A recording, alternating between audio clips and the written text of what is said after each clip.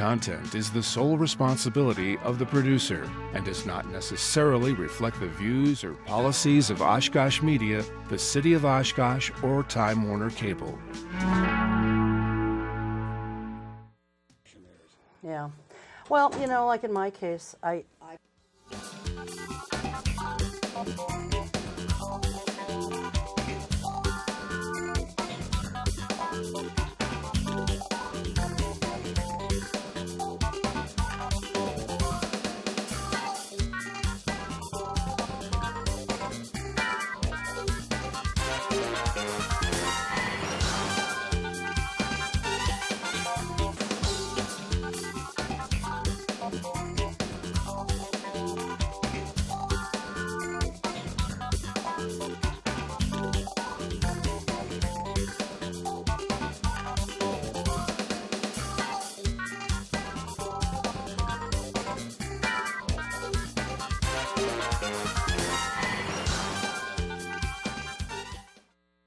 Hi, everybody. Welcome to another edition of Eye on Oshkosh. I'm Cheryl Hentz, your host.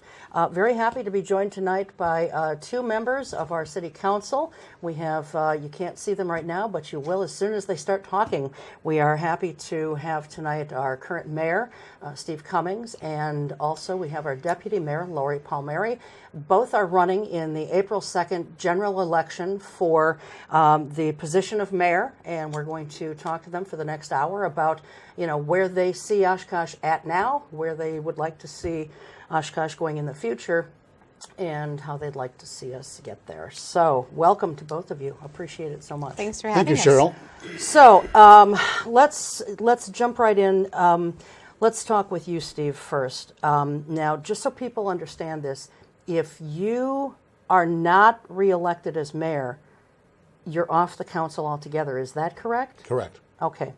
All right. And Lori, same with you. If you're not elected, are you off the council? Or do No. you have another? I have one more year. Okay.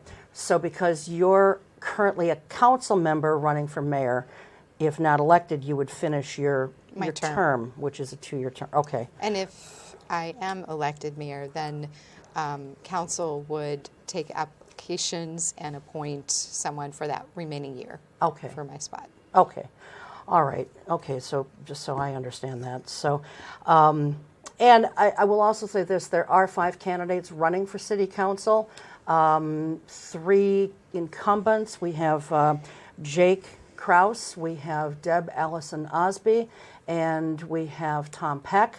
And there are 2 challengers, Ed Wilcox and Bob Peschel. Yep. And unfortunately, we did not have time within this show and its confines to interview them, but they are taping a candidates forum with the League of Women Voters even as we're taping this, and so you can see that on one of the Oshkosh Media channels. So, and our apologies that we didn't have time to interview them, but sometimes that's just the way it goes. So let's talk first. Why are each of you running for the position of mayor? Steve, why don't you start? All right, thank you, Cheryl. The reason I'm running, obviously, I want to keep the momentum going that we've established really for almost the last decade.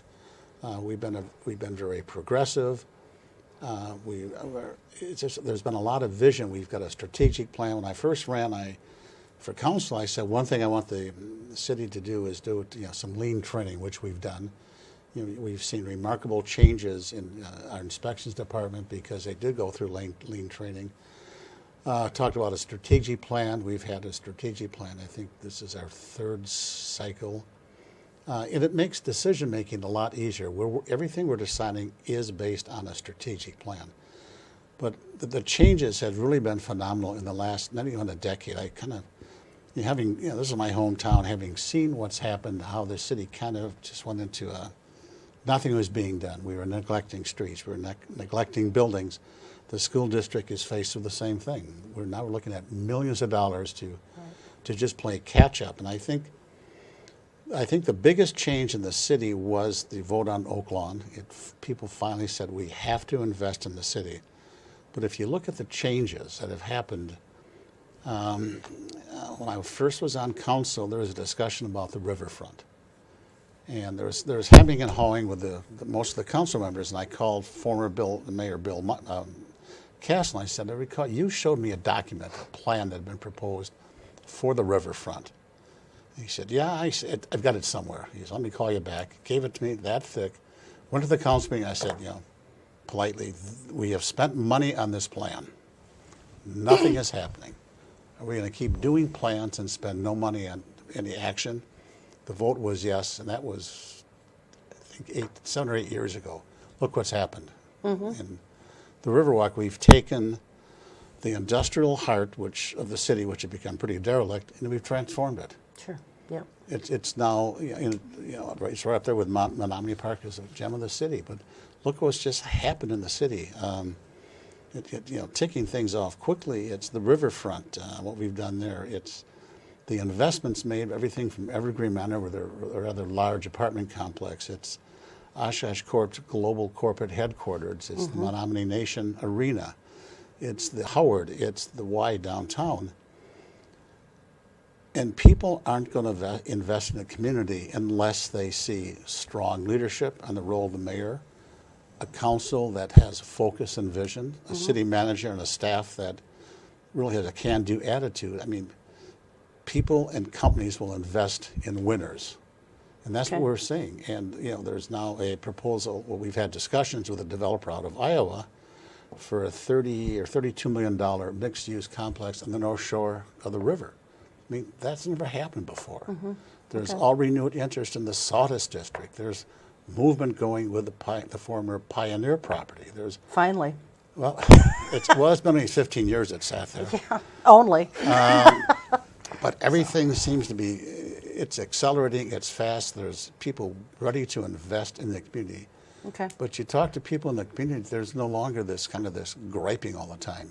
They're happy with it. People come back here and say, the city's different. I'm with the other mayors, and they say, what are you guys doing in Oshkosh? What's going on up there? So we've kind of regained the respect we once had, and Sure. I just want to keep that momentum going. We can't afford to go backwards. Okay. All right. Lori? Well, thanks for asking, Cheryl. So I am in my second term on council and currently serving as deputy mayor. I'm simply running to offer a choice for change in representation for 3 reasons. We need the face of Oshkosh to lead in accountability, and that is timely and accurate information coming out of City Hall with measurable results for our tax-paying public. We need the face of Oshkosh to lead in access and inclusion in city government rather than being cut off and silenced. And I welcome new voices and faces to the table, and I respond respectfully. We need the face of Oshkosh to lead in changing attitudes. Oshkosh has many voices, and they no longer accept business as usual or special interests. And the people of Oshkosh are my special interests. My record demonstrates that I listen and respond. For example, with the rental inspection program, it's no secret that the landlords are upset with rental inspections. Yep, and we're going to get to that for sure. I have listened to their concerns with respect, and I have worked very hard to find solutions. I do pride myself on meeting and listening to all parties, even those that don't necessarily agree with me. And I regularly follow up and get that information as promptly as possible back to people who ask. But really, it is about offering a choice for change. I'm not interested in going backwards either. But there are those who say, yeah, we're doing better, but we could do even better. Okay, and I want to address a couple things that you each said, but as far as, following up on things, I will say that I very much appreciate your doing that. Just this last week, and it's not required by any means, but I appreciate it because it lets me know that, you've gotten something and you're looking at it. Just this past week, and I copied you on this as well, Steve, I had a question about something on my water bill, and the new city website, it's horrible, I think, and we're going to talk more about that too, but it's not user-friendly. There's broken links. There are things that just simply didn't roll over from the previous website, and I found it to be a tremendous time waster. I couldn't even find an email for a department head to ask a question about the water bill. So I sent something off to City Manager Mark Roloff. I copied you guys on it, and you followed up to see if Mark had gotten back to me, and I appreciated that. And that's not a dig at you, Steve. I'm just saying this is one of the things she prides herself on, and I as a citizen, appreciate that. And I did get my answer, my question answered, and it was something on the back of the water bill, and I said, what is this surcharge? And, because it was like a 25% surcharge. I said, what is this, and where is it noted on the water bill? Well, as it turns out, when they changed something with the water bills, they never took that off. And so it's been there for I don't know how long. I probably haven't seen it in forever, but I noticed it this time. So they're going to take that off. And they said, thank you for bringing this to our attention. So yay, one for me. But but I appreciated the follow-up on it. So Well, and I appreciate the questions, because when people ask those kind of questions, it's important. It's not, picking on City Hall. It's saying, hey, I'm trying to get some accurate information. And sometimes we continue to use old information, and until somebody, questions it, it may not necessarily get changed. Right. So it's helpful to us. yeah. Well, and it's just, as things change, other things sometimes are affected by that change. Like we're looking at changing something at our church, and I said yesterday, or a couple days ago, I said, when that changes, then we have to change a sign that we have. It's all these little things that then fall into place after it. So, Steve, you had talked about lean training. Right. And for people who don't know, lean training is like Sigma 6. It's Right. You try to find ways not to necessarily reduce personnel, but you find ways to cut waste. So that you can be more appropriately a lean organization. Right. Did just the inspections department do that lean training, or did No, all of a number of City Hall? different departments went through it. It really comes out of manufacturing, but I think more and more non-manufacturing, healthcare and so forth are adopting it because It's a proven method. It's not the goal to reduce people, is to work more efficiently. If you go through a factory now, the factories of 50 years ago are nothing like the factories now. I mean, and they're spotless. They've gone through the 5S program. Things are it's incredible what it can do. When I went through it with the Milwaukee School of Engineering, we were given a Christmas project of your kitchen. My wife didn't like that I was going to lean her kitchen. I said no. All the spices go alphabetical, and she just walked it. But she has found it. My God, does this save me time cooking? I mean, I'm not digging through looking for cinnamon. It's right up there over the seas and pots and pans. But it's just remarkable what it can do for a company. And, Yeah. We had people there when I went through the course, presidents of companies, and they went back and they leaned their whole operation. Sure. It's incredible what they can do. So how has the lean training, give me like an example or two of what it has transferred to in terms of City Hall? I think the most noticeable, I've had more comments on this, is the inspections. It took forever to get anything through that department. And now it's like, within hours or a day or two. I was at the grocery store a couple of years ago in the parking lot in the summer, and a friend came up who was a builder. He primarily builds in the Amarillo area, but lives here. And he wanted to talk on and on about how the change has been in the City Hall. As he talked, his whole cart full of ice was just melting. But when people stop you like that to say, hey, there's been a remarkable change, they're so appreciative. And to these builders, and time is money. Right. And yet, I do think that our inspections department really still could be improved in many different ways. I have heard from builders that they won't even work in the city of Oshkosh because it's just too laborious for them to get through the inspections process, the permitting process, and so forth. And one, in fact, was someone that I knew whose husband had suffered a stroke, and they wanted to build a ramp for his wheelchair. And now I got to think about this for a minute. I think it was, I could be wrong on this, but if memory serves me correctly, it was the Lions Club that wanted to build the ramp. And they had built these ramps in other communities as well.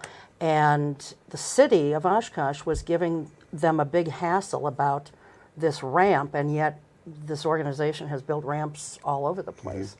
And so they I think just... they built their 1,000th ramp this last fall. The if Lions I Club? remember, if I remember reading correctly. Yeah, and so they just found it to be very difficult to work with the city of Oshkosh and the permitting department, and which is part of the inspections department. So I think, I don't think that they should be cutting corners anywhere, but I think they need to be a little bit more user builder friendly. And so that's one of the complaints that I keep hearing. And, so maybe that's something to work toward. Some of these other things that you had talked about, the riverfront, yeah, that's great. Evergreen Manor, what was the city's involvement with Evergreen?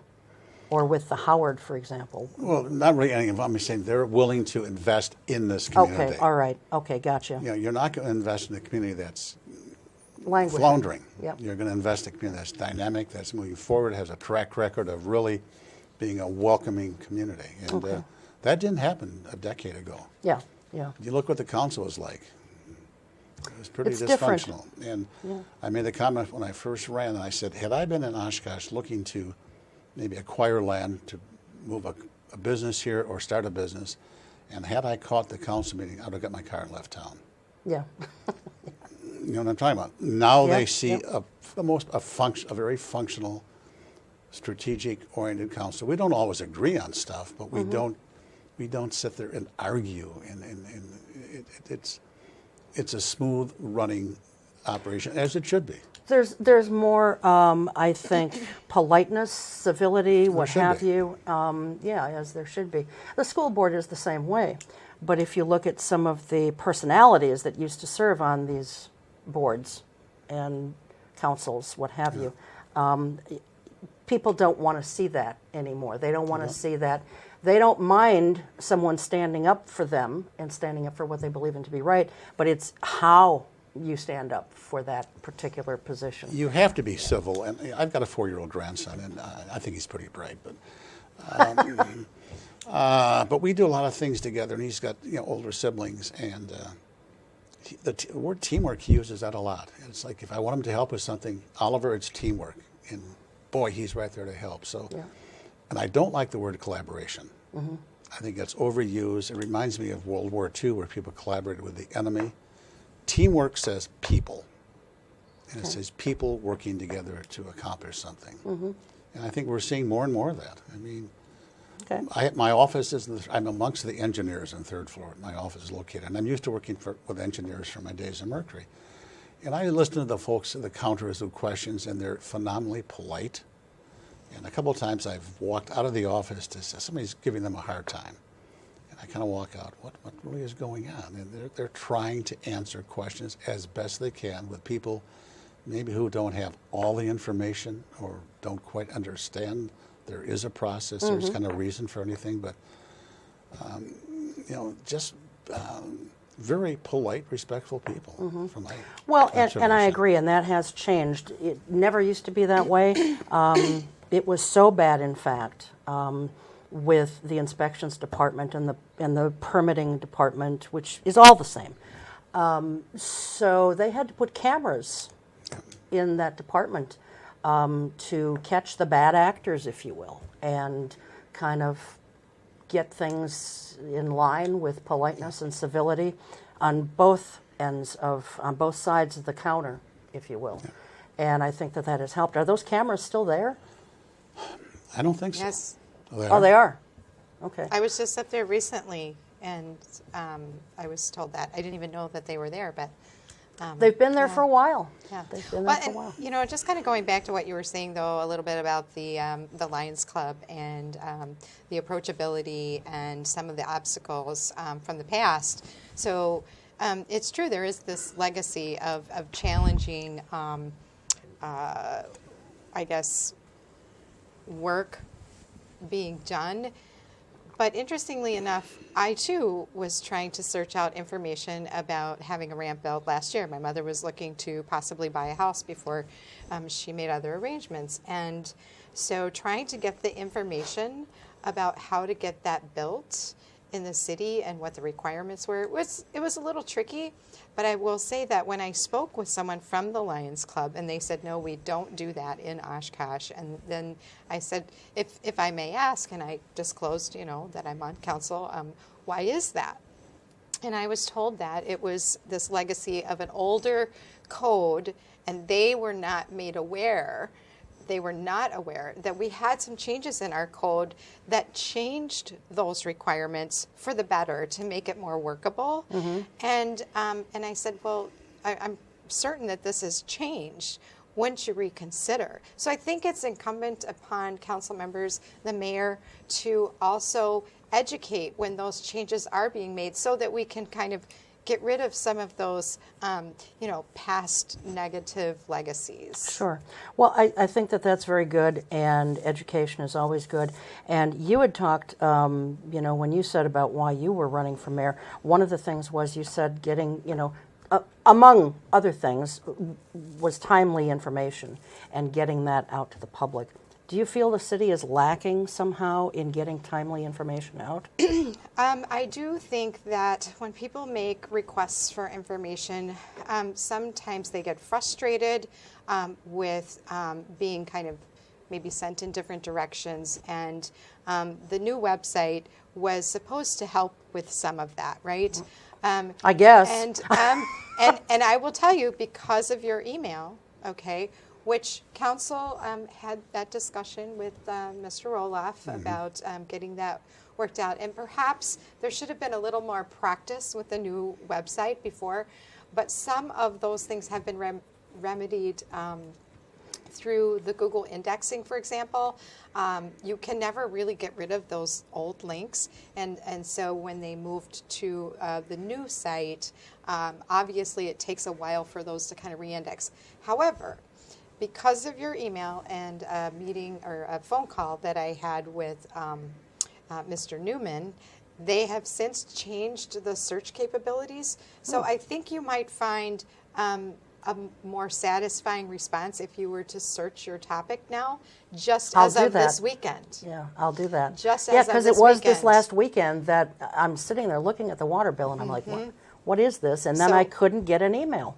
Yes. There was just before with the website, it had all the department heads listed, and they were hyperlinked so that you could just click on it and it would go directly to an email.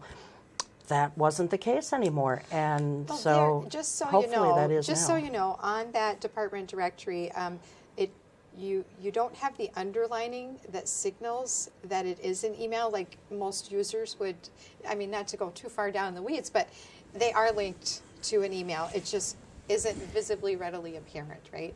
So then that doesn't help me as a city resident. Right, because then you're looking at, well, I'll try and call this department or yes. So we do need to improve that. I do believe that this goes back to that timely and accurate information coming out. People want to be able to look at recorded boards and commission meetings. They want to be able to do a simple search on that website. They want to be able to find minutes within our microfiche, the laserfiche. So I do think we can improve, and we're never going to be perfect, but we just keep keep trying. Okay, so I want to get to some more of these questions that have more meat to them. One of the things that many people have said over the years, and myself included, is that the position of mayor is ceremonial. It's more of a figurehead, a ribbon-cutting position. And I think in some respects that image is true because you don't have as mayor any more of a vote or a voice on council than the rest of the council. But I think that there are some things that the mayor does. You've certainly been a very active mayor, I think. You've attended meetings and hearings in Madison, and you've lobbied for a lot of things. And I think that some of our mayors in the past may not have done that. But in some respects, people say, okay, this is not a good form of government because it's city manager council form of government, whereas it's not, you are the mayor, but you're not really a powerful mayor, okay? So as opposed to a mayoral, aldermanic form of government like we have all over the place, Neenah, Menasha, Appleton, just to name a few along the valley corridor here. How do you feel about the position of mayor, and why is it not just a ceremonial or a figurehead position? And do you think you'd ever support a change of government, and if so, why or why not? Why don't we go with you first, Lori? Oh, thanks. So I think that the additional duties of mayor in running an efficient meeting, that is quite important, and you also have the responsibility of appointing those boards and commission members, and also you really need to engage with constituents of all walks of life in the city, be it business owner, grandmother, single dad, you name it. And so, you do have that added, I think, responsibility of, bridging the communication and making people feel welcome to come and speak at council, email council. And as far as the form of government, it's an interesting question because I am okay with operating in the current system. I do find it interesting that Eau Claire has somewhat of a hybrid form of that. So they have the mayor, city manager, and they have both at-large and district council representatives. Okay, I've heard of that, and that can Yes. also be That's successful. Right. I find that to be interesting and worthy of discussion and, further another look at. But as we are currently in this form, I do believe that it's what we have to work with at this point. Should the people come forward, through referendum or other means and decide that they want to change that, then I think we have to listen to that. Okay, all right, Steve? All right. I like our form of government. I think it gives the council a chance to hire a trained, educated professional. They have their masters in administration and so forth. And I think if we don't run into work, in Roloff's case, he's hiring department heads and so forth based on their education. It's not, hey, you're my buddy, you voted for me, we'll make you whatever. Although Mark Roloff did bring in two of his friends that he previously had dealings with. That happens in the corporate world, too. Right. I think they're good choices. I'm not saying anything about that. But he did seek out people that he You did. always bring good people in from your past experiences. I like the form of government. It avoids the buddy system and so forth. As far as the role of mayor, I guess I've taken it to the extreme. I think some of my predecessors, we come here twice a month and we do a few things and that's it. I probably do 30 plus hours a week as mayor. And that includes weekends, it includes evenings. I've made a lot of trips to Madison to testify and things that I think are either good for the city of Oshkosh or not good for the city of Oshkosh. While we don't have the power that maybe an Appleton or a Green Bay does, we don't quite get in the messes they do either. Green Bay is a horrific mess. Well, yes. That's horrible. But I think they're the exception rather than the rule. I've taken the role very seriously, and I've used the position to bring people together for different functions. Unity Community was a matter. I worked with Sylvia Carey Butler at the university very closely to bring this program together. And the steering committee, we just reached out to people. It wasn't very formal, but we've got a mixture of Native Americans, African Americans, Muslims, Hmongs. The table is just a marvelous mix. And one rule is we've got to have fun doing this. So we don't have these boring meetings. There's a lot of fun going on. Not everyone speaks good English. That's not the point.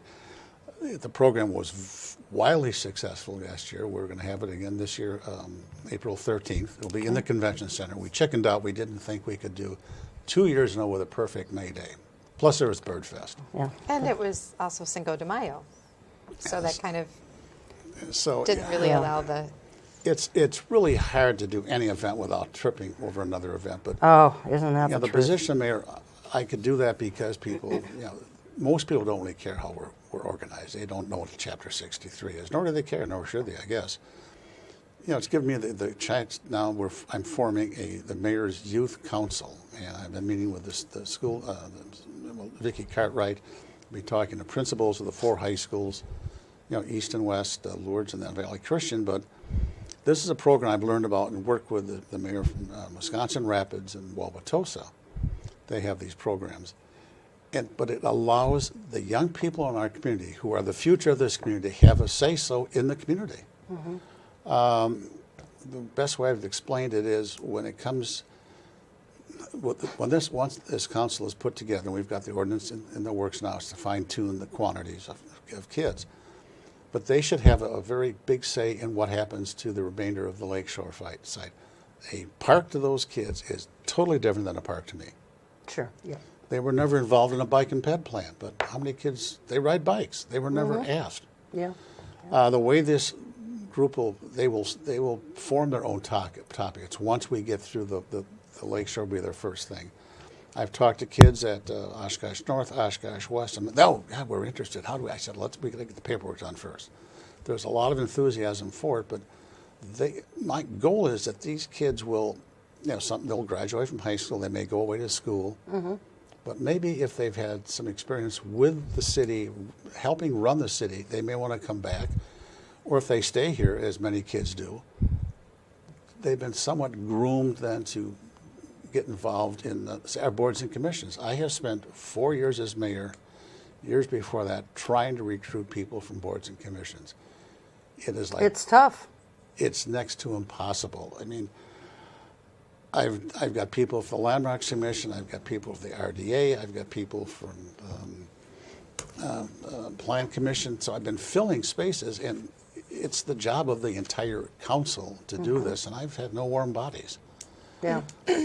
We have the meeting with all the chairs and boards once every quarter, and it's bring us people. It's so hard. We've got soccer games, we've got careers, we've got this, we've got that, and it's tough. But I think there's just apathy out there, just like there is. Trying to get people to go to the polls and vote. And which, by the way, Election Day is Tuesday, April 2nd. And, there are other candidates besides Steve and Lori. There's also a Wisconsin State Supreme Court race. Right. And there are some other things, depending on where you live and that sort of thing. But, go to the polls. And if you can't get to the polls, then do what I and so many other people do and vote by absentee ballot. I do that because I often work the polls, and so it just makes it a little easier for me. But that way you don't have to worry about what the weather is doing or how long the lines may be. But vote in some form or fashion. It's important. But think if we get these kids involved while they're still in the high school, they'll be pretty much primed to step into these roles because they've seen that they can make a difference as a 16-year-old when they're 20 or 20. When they number two, they're taxpayers. I made the comment the other day with my grandson. He said, "It's a taxpayer." Looked at me, "What do you mean taxpayer?" I said, "First time he took his birthday money and bought a Disney car, he paid a sales tax. He is a taxpayer." Mm-hmm. Go ahead. So I just want to ask, I guess, a little bit more on that, because one of the things about access to our government and our representation and being inclusive with that is, there are a number of people who have said that they've applied for boards and commissions and they may not have even gotten an acknowledgement that they applied, number one, or number two, have tried to get on boards and commissions, and maybe there wasn't a fit, I don't know. But just that kind of putting in an application into this kind of dark hole and never hearing back kind of thing, or those being overlooked, but then we may have other people that have been on boards and commissions for decades. So those are some of the concerns that I'm hearing from people. And for example, I'm really excited about the Mayor's Youth Council, but I didn't even know that there was an application process or that this was even being formed. So it sounds like there are already predetermined people or youth who are chosen for this, and it wasn't necessarily opened up to the public, hey, by the way, or maybe I just didn't see that information. So There's been no application solicitation. We don't have it. We have to get the program final. We're at the decision now, how many people do we have? But this has been going on for quite a while. Our boards and commissions, I think we acknowledge, thank you for your application. They go in a file. When we have an opening, we go back. We contact, are you still interested? When I get them, I read from the bottom up.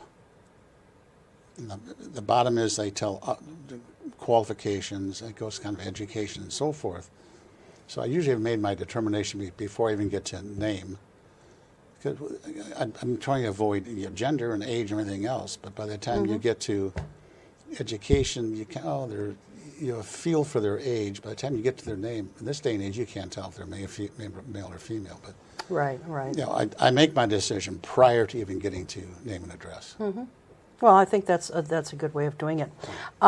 Lori, one thing, if you're elected, it's kind of interesting because you will be the first mayor, female mayor, elected by the people.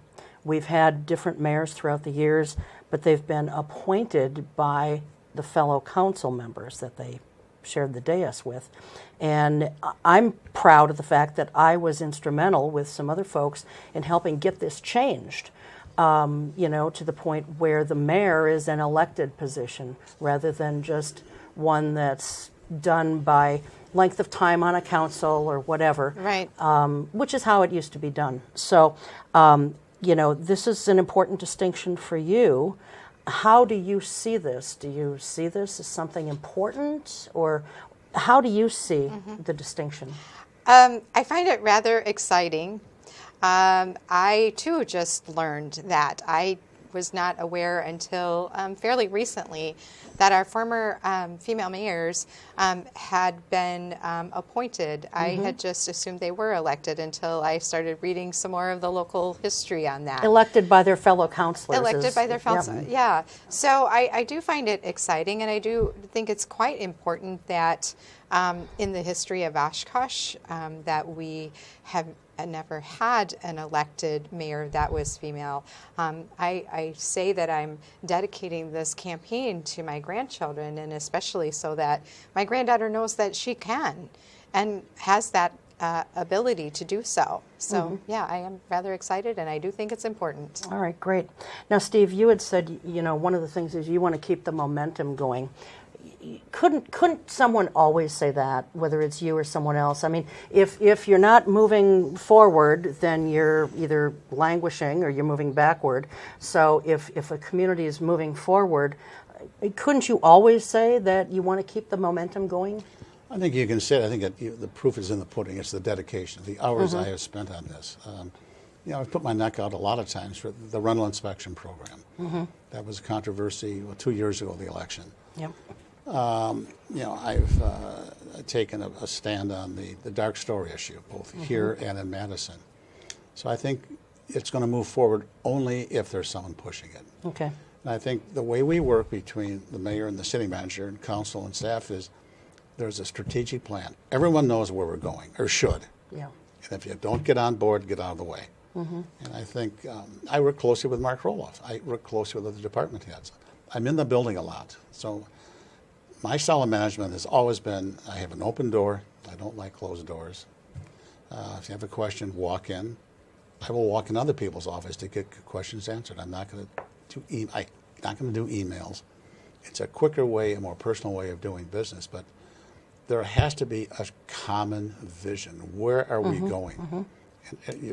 And strategic planning. Everyone knows that vision, but there has to be someone constantly pushing it and not changing it in 12 months. And that was a frustration on the corporate world, that you get a new president and the direction of the company more than likely will change, and not always in the right direction. Yeah.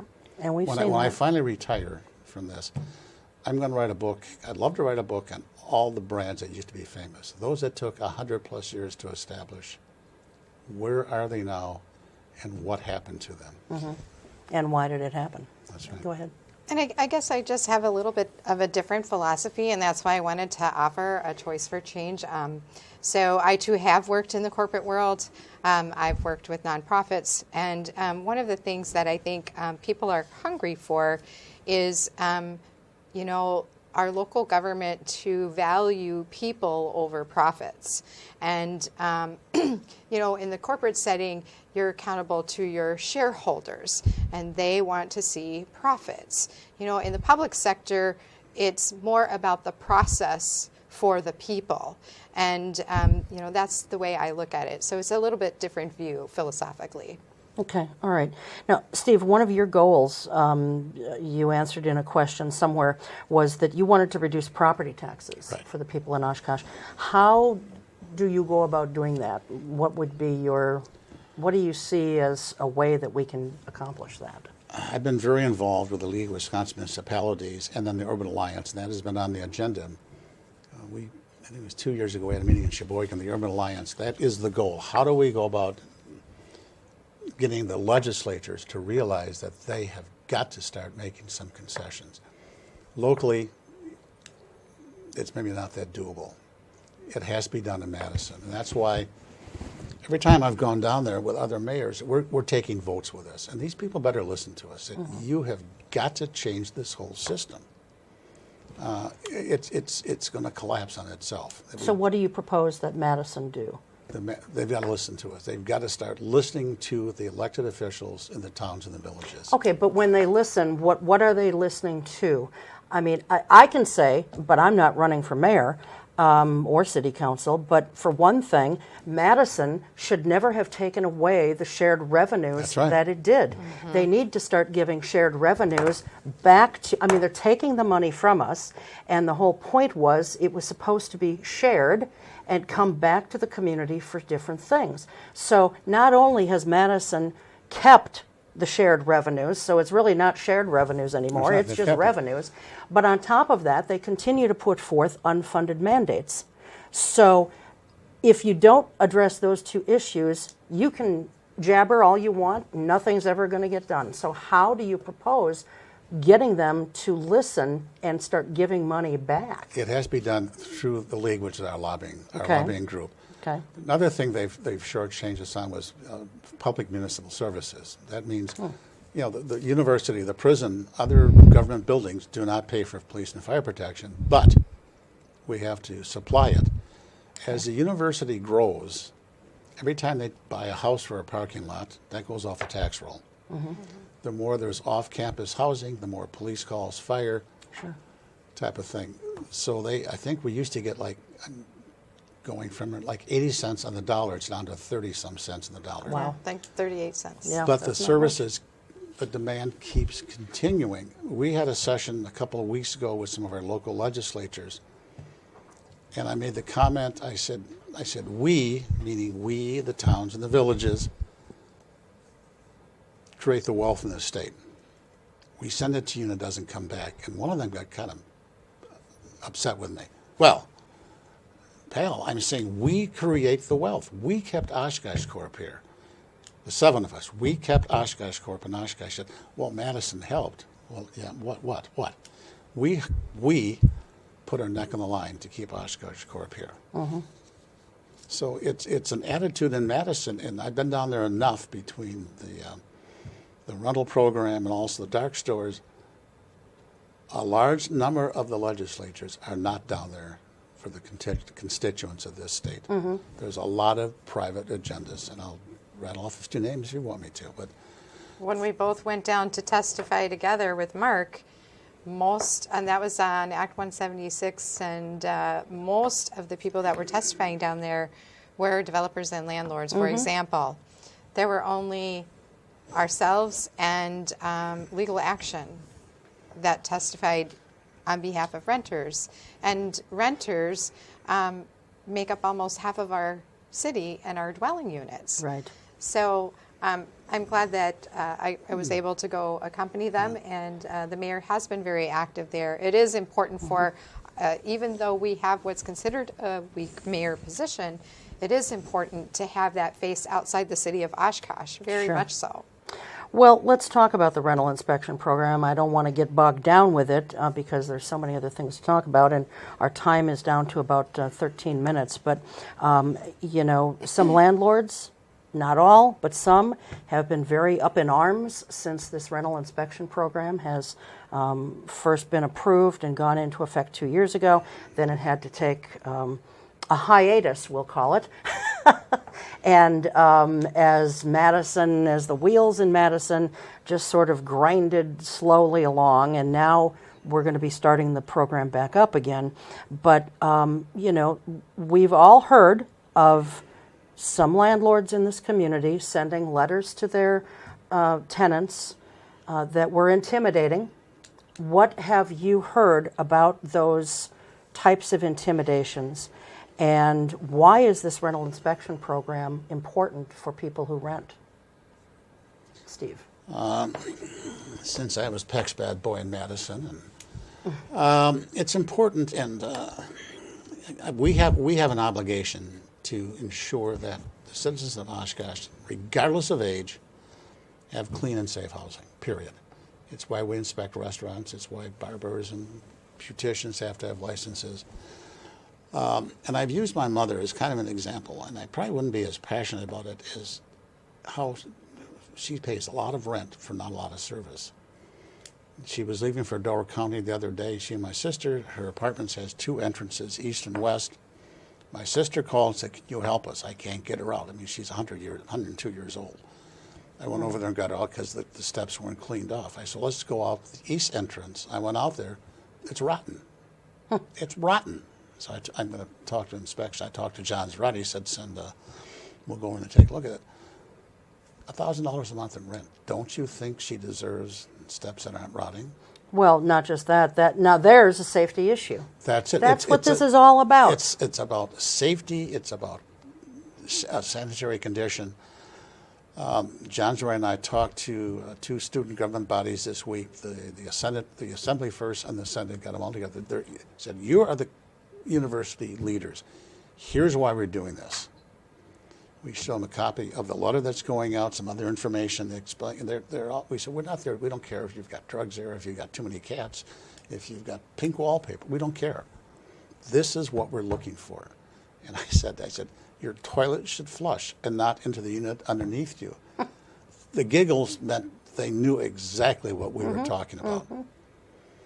And there should be appropriate heating. Heating. I said a friend of mine's niece lived in the what we used to call an attic, and those basically 4 square houses. And I said, if there was a fire, she would never get out. Never get out. There's people living in basements. So these kids know what we're talking about. And we said, it's illegal for the landlords to send these letters. They have threatened with, we'll charge you for the inspection, we'll charge you for the repairs, on and on and on. I said, so these kids know why we're doing it. They totally understand. When Right. we say, if you've got problems, we've got business cards, call us. It's anonymous. But when they feel intimidated by a landlord, that's the problem, right, Lori? Yes. But my mother does. I'm her go-between. She has felt intimidated. She's been there almost 30 years, and she never thought she'd live this long, or she wouldn't have taken a second-floor apartment. Well, seriously, but older people feel as intimidated as younger people, and I think the older people, it's worse because in many cases they do not have a lot of family nearby. Right. And they may not have another place to go. Yeah. That's the fear. Yeah. That's the fear. But the intimidation piece of it, I mean, there have been, when the program first came out, there were some letters out there. There was some misinformation with certain sign campaigns. There were a number of things to undermine what we were trying to do, which was to ensure safe housing, livable, habitable housing. And it wasn't for a gotcha. And there was all this information, it's just a money grab and all of this. Well, you have to pay for the program. So once those changes went through and there was a limited scope geographically at the state level in 176, we went back and we're complying with that. So we're looking at specific areas that have the highest need, right? But just 2 weeks ago, I was also speaking with another student group on campus who's interested in forming tenant associations, right? And one of the students indicated that they too had just recently received one of these letters, not threatening, but the nuance was intimidating nevertheless, to the point that when I asked him if he would provide a copy of it, he didn't want to give his name, he didn't want to provide a copy of it for fear of retaliation. And so that does exist. Is it the norm? I'm not saying it's the norm, but when that kind of thing happens, it terrifies people. Sure. And they yeah. talk to other people, and Yep. before you know it, there's this stigma out there. Yes. So, guys, we are so running out of time and so many things. I want to touch real quickly on some of these other things here. Water bills. Now, a few things with respect to water bills. We just had another rate increase recently in our water bills. I think that's like the second or third year in a row. I've been told that they're going to continue to go up. On top of that, there's now talk, and I think that this is probably going to go through, that there will be a special fee that will be tacked on to people's water bills that will be earmarked for road repair. I know we're going to be talking about this at our Rental Housing Advisory Board meeting next Wednesday, and we're taping this on the 7th of March. So 6 days from now, we're going to be talking about it, and I guess making a recommendation to the council. But is there? First of all, if this gets approved, how is it going to work? Is it going to eliminate a property owner's entire cost of doing road repair in front of their home, or what's the deal? Right. What's the story? Right. So the transportation utility fee came out of our desire to bring back the discussion, which has been up several times with council, right, on the vehicle years. registration fee as a way of replacing the special assessment for street reconstruction, right? Not necessarily the utility piece of it, but the street, the concrete piece, right? Timing-wise was interesting because Nina ended up doing this variation of this transportation utility fee, which related to impervious surface and that. They didn't get all of it worked out. We don't have all of those details worked out. But the idea is that it would replace the special assessment for not only street reconstruction, but ideally also sidewalk. Okay. So if you think about equity in terms of transportation, not everybody drives a car to get to work or to school or to their, life activities. Some people ride their bikes, some people walk, and it's important to look at that equitably. And so the idea was, too, that the residential side of it would pay this nominal up to $4 a month fee, whereas commercial properties would have a higher rate. And I don't recall what the proposed cap is, but there is a cap because obviously some of the commercial properties are quite significant. So that's my understanding of it, but there are still pieces of it that are being researched. So typically, as it is right now, when a road is repaired, the city pays a third, and each person on the side of the street each pays a third. So it's split that way. So if I'm a property owner and this goes through, which I suspect it will, what can I look to pay? It won't be a third, or it still will be a third, or? Here's what people don't understand still, and we've talked about this a lot. The property owner will still wind up with a bill for the laterals. I live on a corner, and I've had Frankfurt done a few years ago, now Bayshore, so I bet hit 20 grand in the last, not quite a decade. But I looked at the spreadsheet for all of my section of Bayshore, which is a very long street, and there's a good mix of properties there.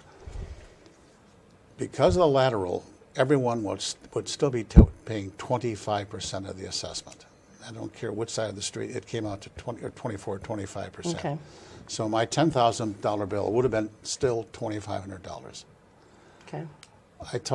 I think what we've looked at now is complicated. It's hard to explain. And if anything I learned my years with writing programs for dealers is keep it simple. Right. And I told Mark, I said, what we do has got to be, number one, it has to be fair, easy to explain, and it has to avoid sticker shock. Okay. Well, I don't think we're there. I think what we have now No. is a nightmare. 3.5 minutes here. Water bills are going monthly soon Yes. from quarterly. When is that going to be starting, and why is it being done? Okay, from what I understand, and I cannot repeat this verbatim because it's 3 months that are staggered. So because we've been on a quarterly, so as of this month, one group will start to get that monthly. The next group will end up with 2 months, and then so on. Okay. So it's kind of a transition. It's going to be a little wonky, but be patient because then everybody will be on the monthly billing. It will make your household budgeting much simpler. But why and is it digest- being done? Because it seems like now you're going to be sending out a lot more bills than you would be before. So, for example, what happens is, and part of this was about working across the aisle between tenants and landlords, right? Landlords were frustrated that tenants were bailing on the bills and they would end up on their tax bill.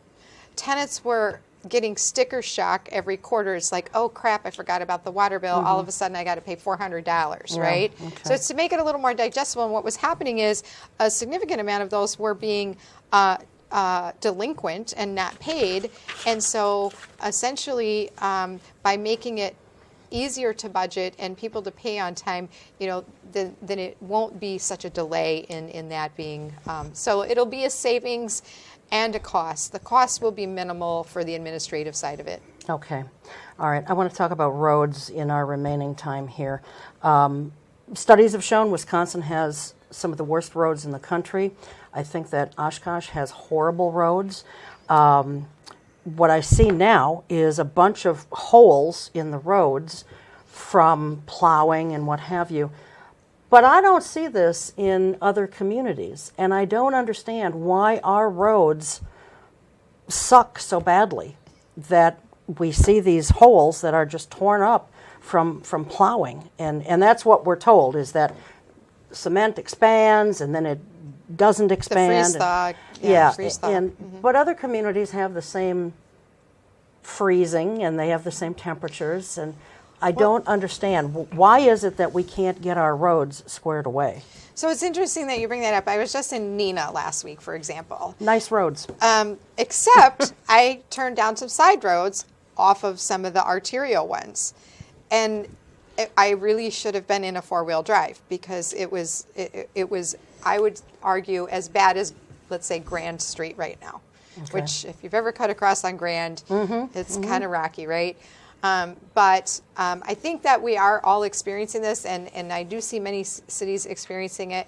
But we are also dealing with choices that are going back a number of years to delay that. And so we're doing less, and we should be doing more as we go along. All right. I think it was decades of neglect that councils wouldn't allocate the money. Talking about our streets, the plowing this winter, I was at Oaks Candy. I don't have time. You don't? I'm sorry. No. I was going to give our snowplowers a pat on the back. Well, they deserve huge pats on the back because they've done a great job. This has been an extremely critical winter. Yeah.